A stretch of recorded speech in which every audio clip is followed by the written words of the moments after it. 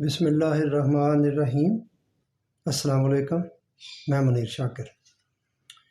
مسعود اور مروان رضی اللہ عنہما سے روایت ہے کہ رسول اللہ صلی اللہ علیہ وآلہ وسلم حدیبیہ کے زمانے میں نکلے، پھر انہوں نے پوری حدیث ذکر کی ان دو صحابہ نے، اور اس میں یہ بھی تھا کہ نبی صلی اللہ علیہ وآلہ وسلم نے جتنی مرتبہ تھوکا وہ کسی نہ کسی شخص کے ہاتھ پر پڑا اور اس نے اسے اپنے چہرہ اور بدن پر مل لیا، اس صحابی نے، شخص نے، مسلمان نے۔ صحیح بخاری مطبوعہ مکتبہ رحمانیہ لاہور جلد اول حدیث نمبر 238۔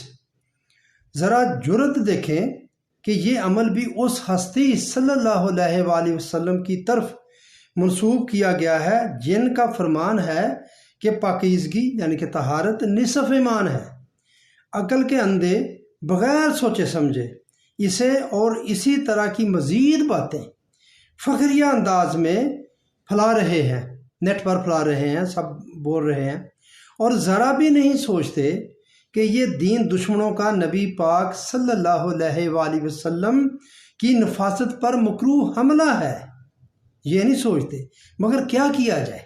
یہ سب کچھ بخاری شریف میں جو ہے، یہ میں بات کہنا چاہتا ہوں کہ بھائیو جو بھی بات ہو اس کو پرکھ لینا چاہیے۔ بخاری شریف میں کیا، اگر قرآن پاک میں بھی ہو تو قرآن بھی کہتا ہے کہ وہ اندھے اور بہرے ہو کر اس آیات پر نہیں گر پڑتے، غور و فکر کرتے ہیں۔ یہ نہیں کہ اس کی سچائی پر، وہ تو سچا ہے، اس میں کوئی شک نہیں، مگر اس پر غور و فکر کرتے ہیں۔ یہ تو بخاری کی بات ہے، تو یہ ہم پر لازم ہے کہ ہم ایسی باتوں کو سوچ سمجھ کر، پرکھ کر اس کو آگے بیان کیا کریں۔ ایسے ہی بات کو آگے بیان کر دینے کا نتیجہ بڑا خطرناک ہے۔ دشمنان دین جو ہیں وہ ایسی باتوں کو پکڑ لیتے ہیں اور پھر وہ بہتان شروع کر دیتے ہیں نبی پر صلی اللہ علیہ وآلہ وسلم پر اور صحابہ پر۔